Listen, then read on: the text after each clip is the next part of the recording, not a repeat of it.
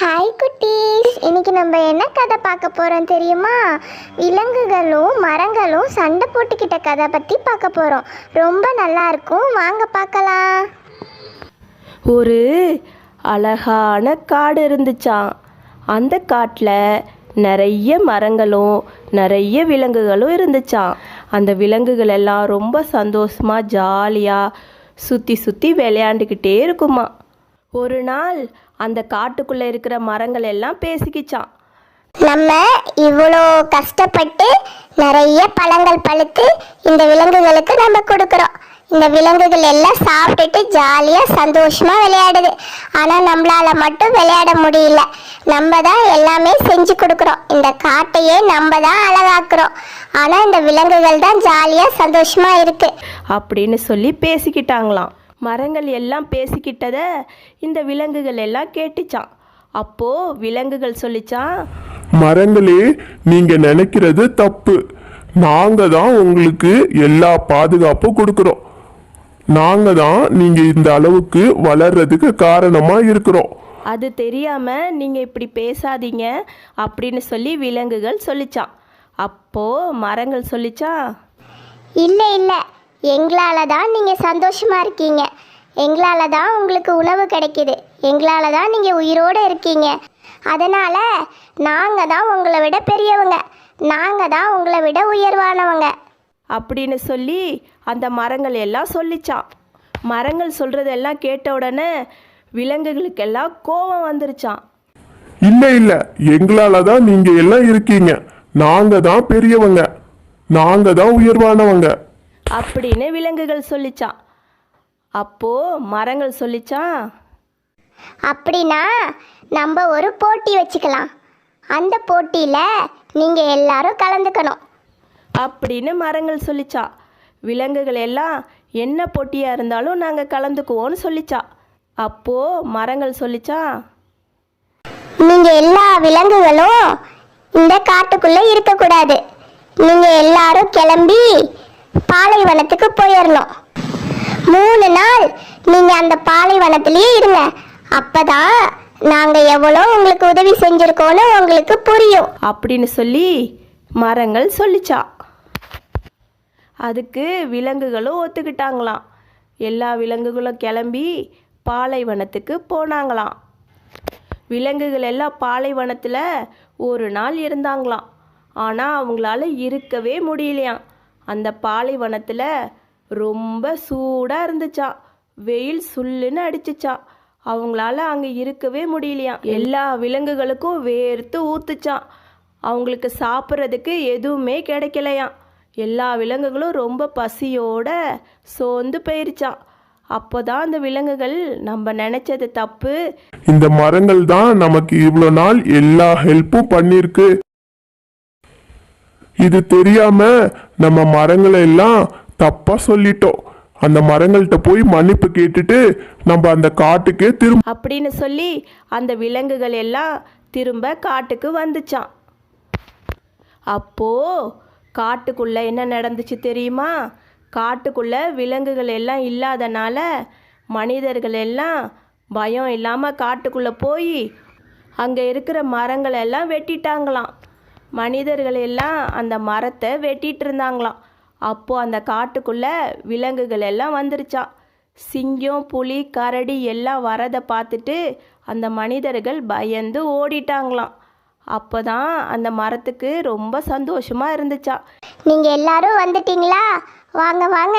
இவ்வளோ நாள் நீங்கள் தான் எங்களுக்கு பாதுகாப்பாக இருந்தது தெரியாமல் நாங்கள் உங்களை தப்பாக பேசிட்டோம். எங்களை மன்னிச்சிருங்கன்னு மரங்கள் சொல்லிச்சா. அப்புறம் அந்த விலங்குகள் சொல்லிச்சா, நாங்களும் நீங்கள் இல்லாமல் வாழ முடியாதுன்னு புரிஞ்சுக்கிட்டோம். நாம் எல்லாருமே உயர்வானவர்கள் தான். அது இப்போ தான் எங்கள் எல்லாருக்கும் புரிஞ்சிச்சு. நம்ம எல்லாரும் ஒன்றா சேர்ந்து எப்பயும் சந்தோஷமாக இருப்போம் அப்படின்னு சொல்லி விலங்குகளும் மரங்களும் ஃப்ரெண்டாகி ரொம்ப சந்தோஷமாக இருந்தாங்களாம். எல்லாரும் எப்போதும் ஒற்றுமையாக வாழணும். ஒற்றுமையே பலம். டீஸ், இந்த கதை உங்களுக்கு பிடிச்சிருக்கா? ஹலோ குட்டீஸ், இன்னைக்கு தங்க முட்டை போட்ட கோழி கதை சொல்ல போகிறேன். உங்கள் எல்லாருக்கும் ரொம்ப பிடிக்கும். எல்லாரும் கேட்கலாமா? கண்ணையான்னு ஒரு விவசாயி இருந்தாராம். அவர் தினமும் சீக்கிரம் எழுந்திரிச்சு போய் தன்னோட வயலில் வேலை செஞ்சுட்டு சாயந்தரமாக வீட்டுக்கு வருவாராம். அப்படி போயிட்டு ஒரு நாள் வரும்போது ஒரு தங்க நிற கோழியை பார்த்தாராம். அதை பார்த்த உடனே அவருக்கு பெரிய ஆச்சரியமா, அடடே, இது என்ன தங்க நிறத்துல கோழியா? ஆஹா, பார்க்கவே எவ்வளோ அழகா இருக்கு. இத பிடிச்சிட்டு போய் நம்ம வீட்டில் வளர்க்கலாம். ஏ கோழியே, நில்லு நில்லு, எங்க ஓடுற? அட நில்லு நில்லு, எவ்வளோ வேகமா ஓடுது. பயப்படாத, நில்லு நில்லு, நான் உன்னைய ஒன்றும் செய்ய மாட்டேன். நீ எங்க வீட்டுக்கு வந்தீன்னா உனக்கு சாப்பிட்றதுக்கு நிறைய சாப்பாடு கொடுத்து உன்னைய நல்லா பார்த்துக்குவேன். ஏ தங்க நிற கோழியே, உன்னைய வீட்டுக்கு தூக்கிட்டு வர்றதுக்குள்ள பெரிய பாடா போச்சு. சரி சரி, இங்க பாரு, உனக்கு நிறைய சாப்பாடு வச்சிருக்கேன். அந்த சாப்பாடெல்லாம் சாப்பிட்டுட்டு எனக்கு நிறைய முட்டை போட்டு கொடுக்கணும், சரியா? நான் போய் என் நிலத்துல வேலை பார்த்துட்டு வரேன். அந்த விவசாயி தன்னுடைய நிலத்துக்கு போய் எல்லா வேலையும் முடிச்சிட்டு சாயந்தரமாக வீட்டுக்கு வந்தாராம். அப்போ அந்த தங்க நிற கோழி இருக்குல்ல, அது தங்க முட்டை போட்டிருந்துச்சான். அப்போ அந்த தங்க முட்டைய இந்த விவசாயி பார்த்துட்டாராம். அடடா, இது என்ன ஆச்சரியம்! கோழி தங்க முட்டை போட்டிருக்கே. இது எப்படி தங்க முட்டை போட்டுச்சு? ஒருவேளை இது தங்க நிறத்துல இருக்கிறனால தங்க முட்டை போட்டிருக்கோம். ஆனா ஒரே ஒரு தங்க முட்டை தானே போட்டிருக்கு. என்ன பண்றது? சரி சரி, இந்த கோழிக்கு நிறைய சாப்பிட கொடுப்போம், அப்போ நிறைய முட்டை போடும். ஏ கோழியே, ஒரே ஒரு முட்டை தான் போட்டிருக்க, நிறைய முட்டை போடக்கூடாதா? சரி சரி, உனக்கு நிறைய சாப்பாடு கொடுக்குறேன், அதெல்லாம் சாப்பிட்டுட்டு எனக்கு நிறைய முட்டை போட்டு கொடுக்கணும், சரியா? இந்த முட்டையெல்லாம் விற்று நான் பெரிய பணக்காரனாக போறேன். அடுத்த நாள் காலையில் விவசாயி திரும்பவும் தன்னோட நிலத்துக்கு போய் வேலையெல்லாம் முடிச்சிட்டு வீட்டுக்கு வந்தாராம். அட, இந்த கோழி திரும்பவும் ஒரு முட்டை தான் போட்டு வச்சிருக்கு. தினமும் ஒரு முட்டை போட்டு நான் எப்போ பணக்காரன் ஆகிறது? என்ன பண்றது? இந்த கோழி தினமும் ஒரு தங்க முட்டை தான் போடுது. இது வயிற்றுக்குள்ள நிறைய தங்க முட்டை இருக்கும். நம்ம இந்த கோழியை கொன்று அதை வயிற்ற அறுத்து பார்த்தோன்னா அதுக்குள்ள நிறைய தங்க முட்டை இருக்கும். அதனால இந்த கோழியை கொன்னுட்டு இது வயிற்றுக்குள்ள இருக்கிற தங்க முட்டையெல்லாம் நம்ம இன்னைக்கே எடுத்துருவோம். அந்த விவசாயி அந்த கோழியை கொன்னுட்டு அதோட வயிற்றை அறுத்து பார்த்தாராம். ஆனால் அதுக்குள்ள முட்டையே இல்லையா. அப்பதான் அந்த விவசாயிக்கு தெரிஞ்சிச்சா, அடடா, நம்ம பேராசைப்பட்டு பெரிய தப்பு பண்ணிட்டோமே. இந்த கோழி உயிரோட இருந்திருந்தா கூட தினமும் ஒரு தங்க முட்டை போட்டு கொடுத்துருக்கோம். இப்போ அதுவும் இல்லாம போயிருச்சு. நம்ம பேராசையால இந்த மாதிரி ஆயிடுச்சு. நம்ம உழைப்பு மட்டும்தான் எப்பயும் நம்ம கூட இருக்கும். அது இப்பதான் புரிஞ்சுது அப்படின்னு சொல்லி ரொம்ப வருத்தப்பட்டாராம். குட்டீஸ், இந்த கதை உங்களுக்கு பிடிச்சிருக்கா? இந்த கதையிலேருந்து உங்களுக்கு என்ன புரிஞ்சது? பேராசை பெரு நஷ்டம். ஓகேவா குட்டீஸ்? நம்ம சேனலை சப்ஸ்கிரைப் பண்ணி வச்சுக்கோங்க, பெல் ஐக்கானையும் கிளிக் பண்ணிக்கோங்க. அப்போ தான் நான் போடுற வீடியோலாம் உங்களுக்கு வரும். ஓகேவா குட்டீஸ்? ஹாய் குட்டீஸ், இன்னைக்கு நம்ம ஒரு குட்டி டிராகனை பற்றின கதை பார்க்க போகிறோம். ஒரு ஊரில் 3 டிராகன் இருந்துச்சான். அம்மா டிராகன், அப்பா டிராகன், குட்டி டிராகன்னு 3 டிராகன் இருந்துச்சான். அம்மா டிராகனுக்கும் அப்பா டிராகனுக்கும் நல்லா பறக்க தெரியுமா. குட்டி டிராகனுக்கு ரெக்கெல்லாம் குட்டியாக இருக்கிறனால அதுக்கு நல்லா பறக்க தெரியாதான். ஒரு நாள் அம்மா டிராகனும் அப்பா டிராகனும் சாப்பாடு தேடுறதுக்காண்டி பறந்து போனாங்களாம். இந்த குட்டி டிராகன் நானும் வரேன்ட்டு அழுதுச்சான். அம்மா டிராகன், உனக்கு தான் பறக்க தெரியாதே, எப்படி நீ பறந்து வந்து இற தேடுவ அப்படின்னு சொல்லிட்டு விட்டுட்டு போயிட்டாங்களாம். இந்த குட்டி டிராகனுக்கு அவங்க அம்மா அப்பா கூட பறந்து போகணும்னு ரொம்ப ஆசையாம். அதை அழுதுகிட்டே நடந்து போயிட்டு இருந்துச்சான். அப்போ அங்கே ஒரு குட்டி குருவி பறந்து விளையாண்டுட்டு இருந்துச்சான். அந்த குருவிகிட்ட போய், நீ இவ்வளோ குட்டியாக இருந்துட்டு எப்படி இப்படி பறக்கிற அப்படின்னு சொல்லி கேட்டுச்சான். அதுக்கு அந்த குட்டி குருவி, நம்மளால பறக்க முடியாதுன்னு பயந்து இருந்தோன்னா நம்மளால பறக்க முடியாது. நம்மளால பறக்க முடியும்னு ரெக்கையை விரித்து பறந்து பார்த்தாதான் நம்மளால பறக்க முடியும் அப்படின்னு சொன்னிச்சான். அதை கேட்டுட்டு அந்த டிராகன் பறந்து பார்க்கறதுக்காண்டி மலை மேலே ஏறி போச்சான். இந்த மலையிலிருந்து அந்த டிராகன் பறந்து பார்த்துச்சான். அப்போ ஒரு புலி வந்து அந்த டிராகனை சாப்பிட்றதுக்காண்டி துரத்துச்சு. அந்த குட்டி டிராகன் ரொம்ப பயந்துட்டு வேகமாக ஓடிச்சான். ஆனால் அதால் ஓட முடியலையாம். அப்போது பறக்க முடியும்னு சொல்லிட்டு அதோட ரெக்கையை விரித்து பறந்து பார்த்துச்சான். அப்போது அந்த டிராகன் ரெக்கையை வேகமாக அசைச்சு மேலே பறந்துருச்சான். அந்த குட்டி டிராகன் வேகமாக பறந்தோன்னே புலியால் அந்த டிராகனை பிடிக்க முடியலையாம். அந்த புலி அங்கேருந்து போயிடுச்சான். அப்புறம் அந்த குட்டி டிராகன் நம்மளுக்கு பறக்க வந்துருச்சே அப்படின்னு சொல்லிட்டு ரொம்ப ஹாப்பியாக அவங்க அம்மா அப்பா கூட போய் பறந்துட்டு இருந்துச்சான். நம்மளுக்கு தெரியாதுன்னு பயந்துக்கிட்டே இருக்கக்கூடாது. எந்த விஷயமா இருந்தாலும் பயப்படாமல் செய்யணும். அப்பதான் நம்ம எல்லாத்துலேயும் ஜெயிக்க முடியும். ஓகேவா குட்டீஸ், நம்ம சேனலை மறக்காம சப்ஸ்கிரைப் பண்ணுங்க, பெல் ஐக்கான் கிளிக் பண்ணுங்க. ஹை குட்டீஸ், இன்னைக்கு நம்ம ஒரு குட்டி கழுதை பாட்டு பாடி பிரைஸ் வாங்கின கதையை பற்றி தான் பார்க்க போகிறோம். ரொம்ப நல்லா இருக்கும், வாங்க பார்க்கலாம். டும் டும் டும் டும் டும் டும் டும் டும். எல்லா விலங்குகளும் கேளுங்க, நாளைக்கு நம்ம காட்டுக்குள்ளே பாட்டு போட்டி நடக்க போகுது. யாரெல்லாம் கலந்துக்கணுமோ வந்து கலந்துக்கோங்க. நம்ம காட்டுக்குள்ளே பாட்டு போட்டி நடக்க போகுதா? ஐ ஜாலி! அப்போ நானும் கலந்துக்கிட்டு நானும் பாட்டு பாடுவேன். ஆனால் எப்படி பாடுறது? எனக்கு தான் கத்தவே வராதே, என்ன செய்கிறது? காட்டுக்குள்ளே தான் நமக்கு நிறைய ஃப்ரெண்ட்ஸ் இருக்காங்களே, அவங்கக்கிட்ட போய் எப்படி கத்தி பாடுறதுன்னு கேட்டுட்டு வந்துடலாம். நம்ம ஃப்ரெண்ட்ஸ்கிட்டலாம் எப்படி பாடணும்னு கேட்டு கத்தி பாடி நம்ம ப்ரைஸை எப்படியாவது வாங்கிடணும். அக்கா, நம்ம காட்டுக்குள்ளே நாளைக்கு பாட்டு போட்டி நடக்க போகுது. அதனால் அதில் நான் கலந்துக்கிட்டு ப்ரைஸ் வாங்கணும். எனக்கு எப்படி கத்தி பாடுறதுன்னு சொல்லி கொடுங்களே. அப்படியா கழுதைக்குட்டி, நாளைக்கு நீனே பாட்டு போட்டியில கலந்துக்க போறியா? சரி சரி, எப்படி கத்தி பாடுறதுன்னு உனக்கு சொல்லி கொடுக்குறேன். மா மா மா. என்ன இதே மாதிரி நீ கத்தி பாடு? இது மாதிரி எனக்கு கத்த வரலையே. சரி, நான் வேற ஃப்ரெண்டு கிட்ட கேட்டு பார்க்குறேன். மாடக்கா, எனக்கு கத்தி பாட சொல்லி கொடுக்குறீங்களா? நாளைக்கு நான் பாட்டு போட்டியில் கலந்துக்க போகிறேன். அப்படியா கழுத தம்பி, நாளைக்கு நீ பாட்டு போட்டியில் கலந்துக்க போறியா? சரி சரி, உனக்கு எப்படி கத்தி பாடுறதுன்னு சொல்லி கொடுக்குறேன்.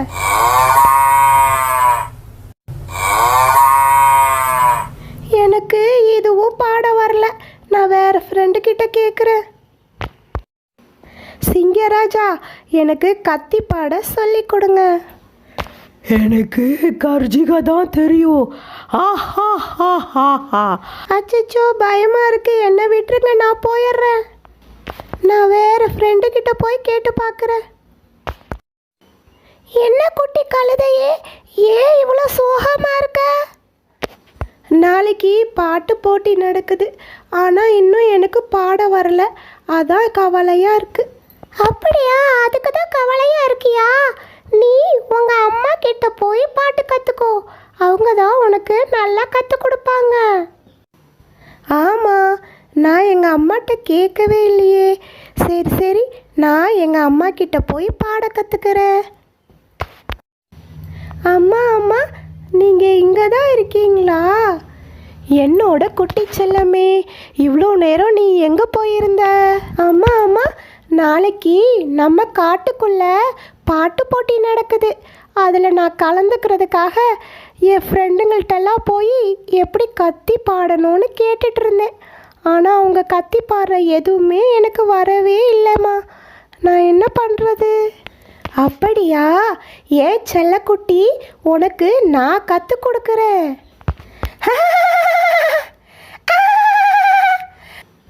இப்படி தான் கத்தி பாடணும். எங்க நீ கத்தி பாடு. சரிம்மா, நான் கத்தி பாடுறேன்.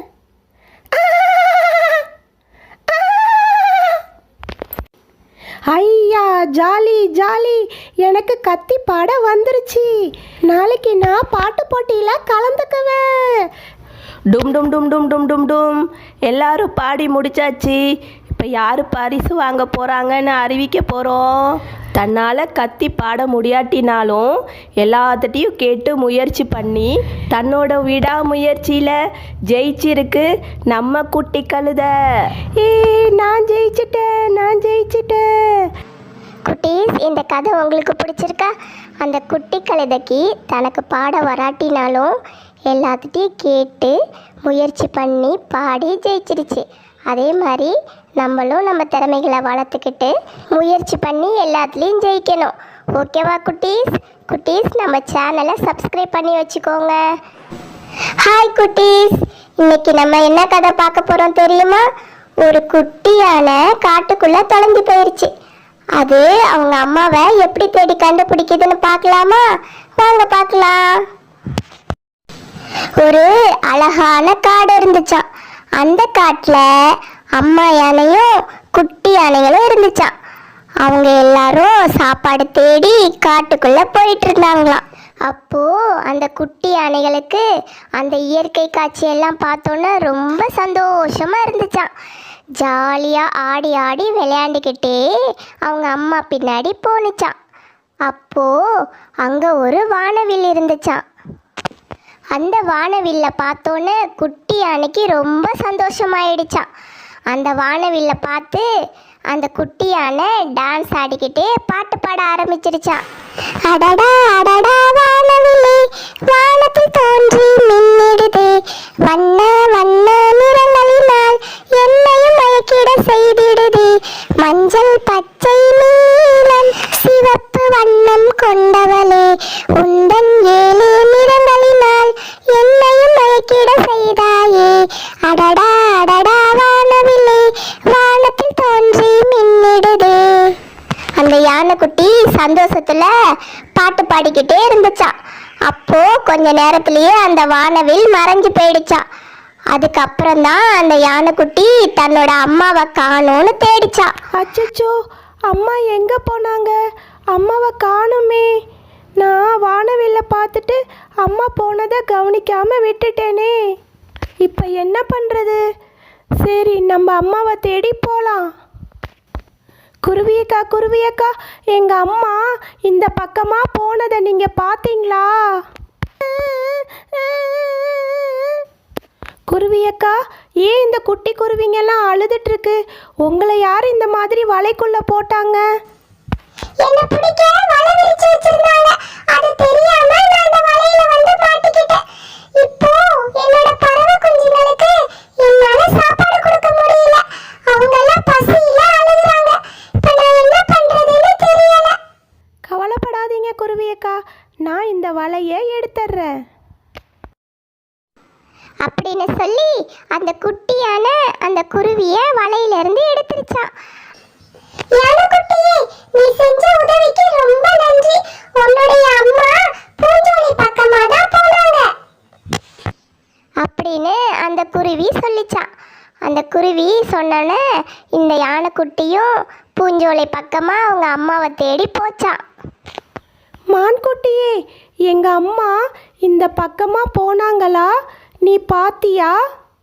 நான் அதை உனக்கு சொல்கிறேன், ஆனால் நீ எனக்கு ஒரு உதவி செய்யணும் அப்படின்னு அந்த மான்குட்டி சொல்லிச்சான். அந்த யானையும் என்ன உதவி சொல்லு, நான் கண்டிப்பாக செய்கிறேன்னு சொல்லிச்சான். அந்த மான்குட்டி சொல்லிச்சான், என்னுடைய கொம்புகள் இந்த மரத்துக்குள்ளே மாட்டிக்கிச்சு. இதிலிருந்து என்னால் எடுக்க முடியல. இந்த கிளையில இருந்து என்னோட கொம்புகளை எடுத்து விடுவியா?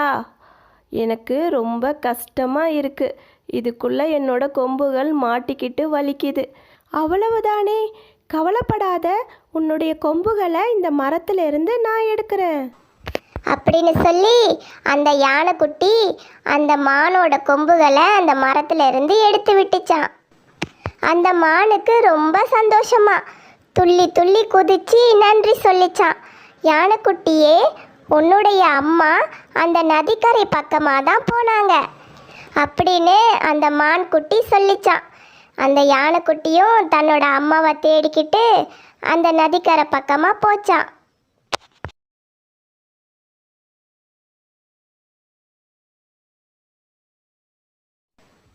அப்போ அந்த நதிக்குள்ள ஒரு குரங்கு விழுந்து மாட்டிக்கிச்சான். நதி வேகமா ஓடுறனால அந்த குரங்கால வெளியில வரவே முடியலையாம். தண்ணிக்குள்ள தத்தளிச்சுக்கிட்டே இருந்துச்சான். என்னைய யாராவது காப்பாத்துங்க, என்னைய யாராவது காப்பாத்துங்க. அச்சச்சோ, இந்த தண்ணிக்குள்ள தெரியாம விழுந்துட்டேன், என்னைய யாராவது காப்பாத்துங்க. கவலைப்படாத குட்டி குரங்கே, உன்னை நான் காப்பாத்துறேன் அப்படின்னு சொல்லிட்டு அந்த குட்டி யானை அந்த குரங்க தண்ணிக்குள்ள இருந்து தன்னோட தும்பி கையால தூக்கி காப்பாத்திருச்சான். ரொம்ப ரொம்ப நன்றி குட்டி யானையே. உனக்கு என்ன உதவி வேணாலும் என்கிட்ட கேளு, உனக்கு நான் செய்கிறேன்.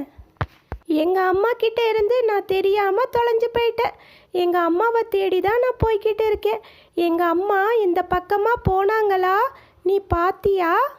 நான் மரத்தில் விளையாண்டுட்டு இருக்கும்போது பார்த்தேன். உங்கள் அம்மா அந்த மலைகள் இருக்கிற பக்கமாக போனாங்க அப்படின்னு அந்த குட்டி குரங்கு சொல்லிச்சான். குட்டி குரங்கு சொன்னதை கேட்டுட்டு அந்த குட்டி யானையும் அவங்க அம்மாவை தேடி மலைகள் இருக்கிற பக்கம் போச்சான். அப்போ அந்த மலைக்கும் அடிவாரத்தில் யானை கூட்டங்கள் எல்லாம் இருந்துச்சான். அந்த யானை கூட்டத்தில் அந்த குட்டி யானையோட அம்மாவும் இருந்தாங்களாம். அந்த குட்டி யானை அதை பார்த்துருச்சான். குட்டி யானை ரொம்ப சந்தோஷமா அவங்க அம்மா கிட்ட ஓடி போச்சான். அம்மா அம்மா அம்மா, நீங்கள் இங்கே தான் இருக்கீங்களா? உங்களை காணோன்னு நான் எல்லா இடத்துலையும் தேடிட்டு வந்தேம்மா. அப்படியா செல்லக்குட்டி, நீ எதுக்கும் பயப்படக்கூடாது. நீ தொலைஞ்சு போனாலும் அம்மாவை தேடிக்கிட்டு நீ வந்துடுவேன்னு அம்மாவுக்கு தெரியும். அதனால தான் அம்மா உன்னைய விட்டுட்டு வந்தேன். பாத்தியா, இப்போ நீ எவ்வளோ தைரியமாக தனியாக என்னை தேடி வந்துட்ட. இதே மாதிரி எப்பயும் தைரியமாக இருக்கணும். சரியா என் செல்லக்குட்டி? அந்த குட்டியான எதுக்குமே பயப்படாம தைரியமா இருந்து எப்படி அவங்க அம்மா கிட்ட வந்து சேர்ந்துச்சு பார்த்தீங்களா? குட்டீஸ், நம்மளும் எதுக்கும் பயப்படக்கூடாது, எல்லாத்துலேயும் தைரியமா இருக்கணும். நாம எல்லாருக்கும் உதவி செஞ்சோன்னா அவங்களும் நமக்கு உதவி செய்வாங்க. ஓகேவா குட்டீஸ்? ஹாய் குட்டீஸ், இன்னைக்கு நம்ம என்ன கதை பார்க்க போறோம் தெரியுமா? சிங்கமும் குட்டி எலியும். இந்த கதை ரொம்ப நல்லா இருக்கும், வாங்க பார்க்கலாம்.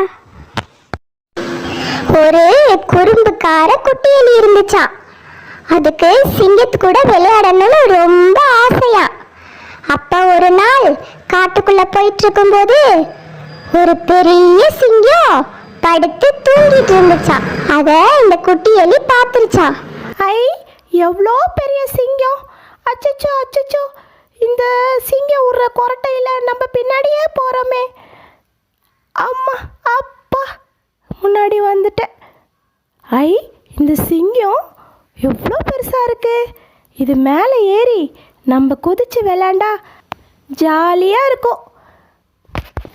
இந்த சிங்கம் ஏந்திரிக்கிறதுக்குள்ள இது மேலே ஏறி நம்ம ஜாலியாக குதிச்சு விளையாடலாம் அப்படின்னு சொல்லிட்டு இந்த குட்டி எலி அந்த சிங்கத்து மேல ஏறி ஜாலியா விளையாண்டுச்சான். அப்போ அந்த சிங்கம் முழிச்சுக்கிச்சான்.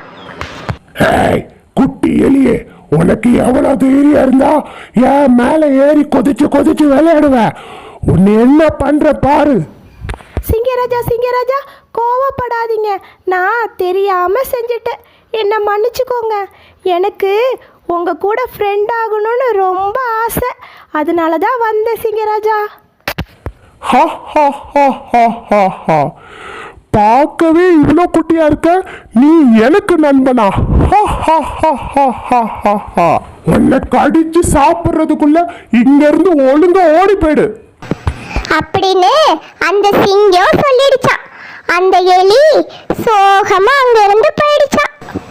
ஒரு நாள் சிங்கம் வேட்டையாடுறதுக்காக நடந்து போயிட்டு இருந்துச்சான். அப்போ வேடர்கள் மான் பிடிக்கிறதுக்காக வலை விரிச்சு போட்டிருந்தாங்களாம்.